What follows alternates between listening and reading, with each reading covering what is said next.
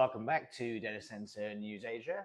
This is a take 4. We normally do it in Swift 1, but we forgot the mics, forgot how to sit. Yeah, we were looking too fat was the feedback from the Yeah. respective wives. So we'll sit up straight this week, but No slouching. happy Valentine's Day from us to you, the viewer. Yeah, big day in the data center industry. Yeah, let's kick off with Alibaba Cloud, shall we? So they have launched a second data center in Thailand, in Bangkok, of course. This, according to the way the press release is phrased, this looks like it brings another availability zone into the region for them as well. Yeah, so their architecture is not quite the same as AWS or Microsoft, but yeah, that does seem to be the case because it talks about kind of like redundancy and reliability, etc., in the press release. So I would assume that's the kind of the intention or the meaning of this. So yeah. And it also does mention that this will be their 86th, I think, or they'll previously have 86. 86 availability zones across 28 regions globally. So I think people do sometimes forget what a substantial player Ali is in the cloud business, just not quite the infrastructure spender of some of the Americans.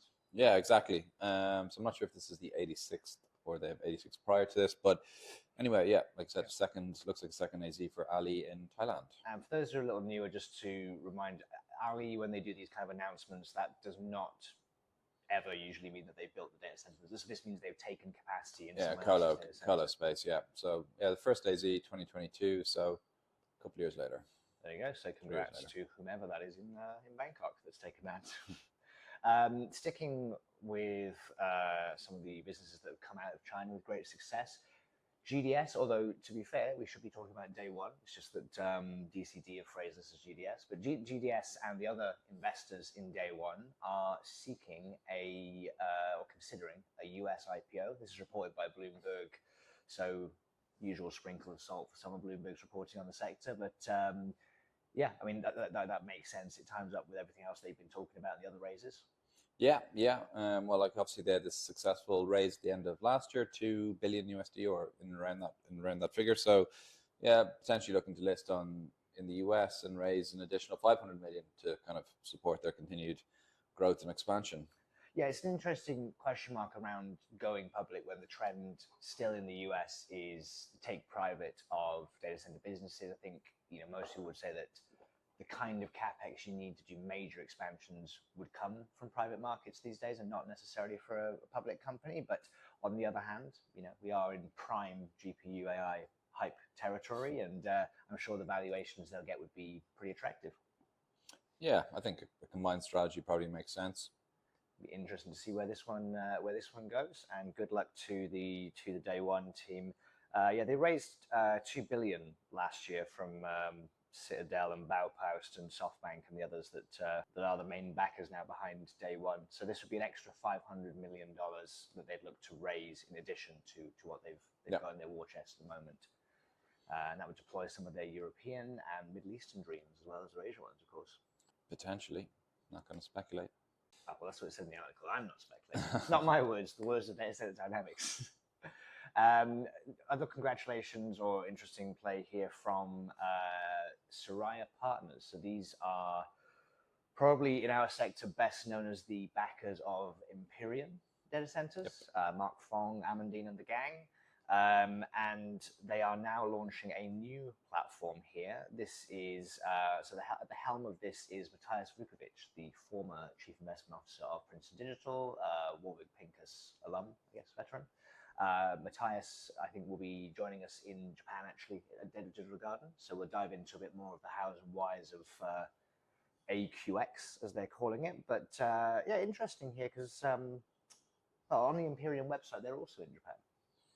Yeah, so I'm not exactly sure the play here. So when we do get to sit down with them, it will be interesting to hear directly. But like some of the quotes from the article or the press release I pulled out was the focus on shared telecom infrastructure with focus on Japan.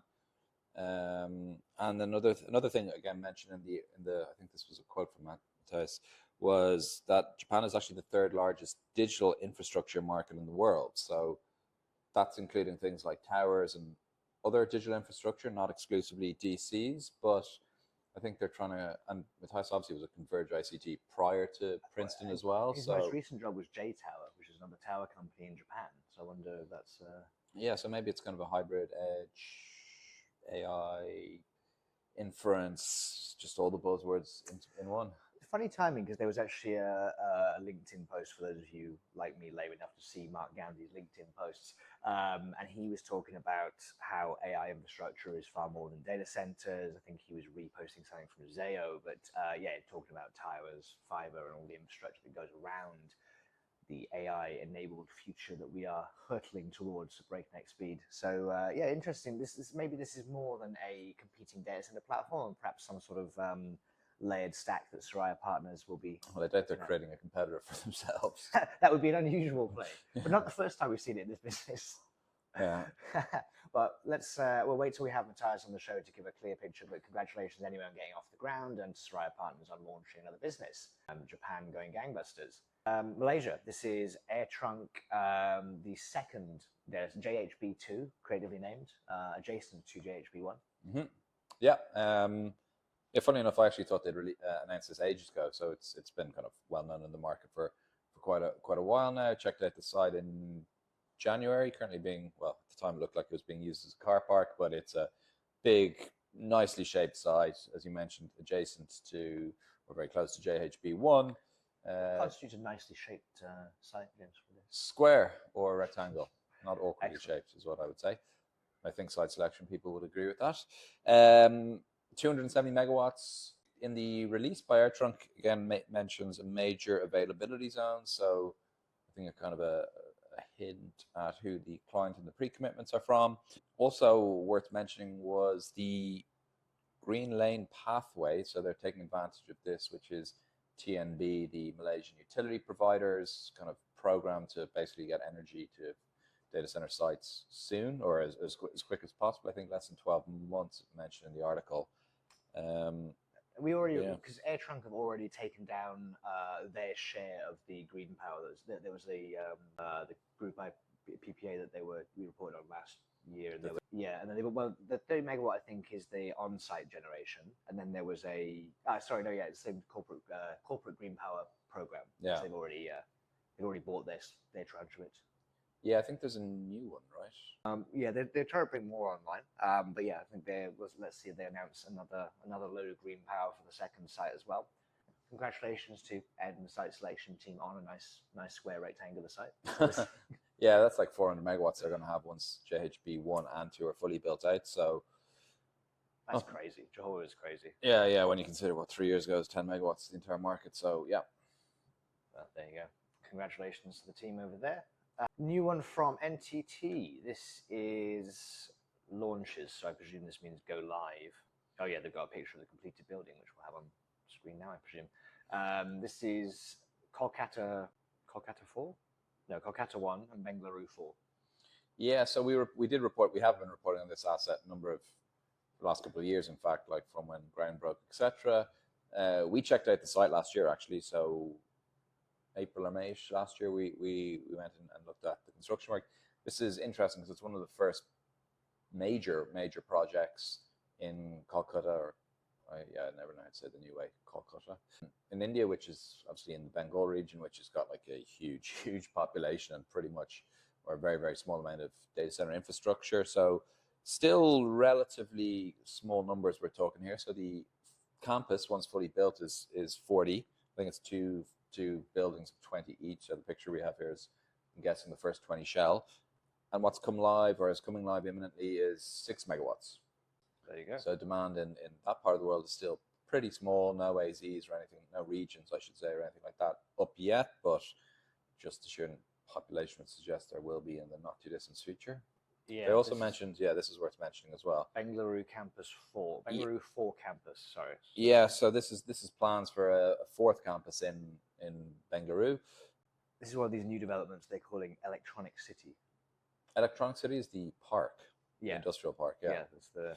But what kind of caught my eye about this particular story is Bengaluru 2, 4.5 megawatts, Bengaluru 3, 12 megawatts, and now this campus is going to be scalable to 67.2. Quite a jump. Yeah, so like it's going to multiply by a factor of 3, 4, 5 each time. So worth keeping an eye on. That's going to come online in 2-ish years, I think it said. Yeah, mid 2023 was when we first reported that it was surfacing. Doesn't say go live date, but yeah. Yeah, I think that's 2 years down the line. Cool. Onto the sustainability news. We love a bit of sustainability news. So Singtel has secured a green loan for their 58 megawatt facility in Tuas. This is a $475.9 million loan, which I believe is converted from Sing dollars. Yeah, it's US dollars, that number, yeah. Yeah, so 640 odd Sing dollars. This is a 5-year green loan for the development of the Tuas data center, which is quite a behemoth by Singapore standards. Yeah, 58 megawatts. Going to be, not sure if it will be, no, it won't be the largest, but it'll be amongst the largest, I suppose, colo or wholesale facilities in Singapore once complete. 2026 is when it's due to come on, or I think 2025 was initially when it was planned to come online, but I think it's going to be 2026 now. All the local banks getting involved in the loan: DBS, UOB, OCBC, and then HSBC and Standard Chart rounding it off. So yeah, that project's it's progressing. There'll be no shortage of demand for it. They listed some of the green loan criteria here, which they don't always do. So this has to achieve the Green Mark Platinum certification from Singapore's Building Authority.